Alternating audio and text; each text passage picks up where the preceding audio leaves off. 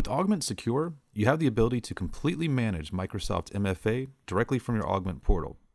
To start, navigate to Secure and then Security Posture. Once you are in the Security Posture, select the customer you wish to manage. MFA is separated by admin accounts and regular user accounts. Click on the one you wish to manage. Augmentt will show you which accounts are non-compliant, and if you click on the Configure tab, you can enable MFA for those accounts. You can either manage MFA via new or existing conditional access policies,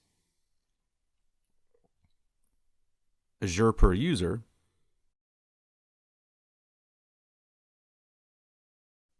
or by enabling security defaults.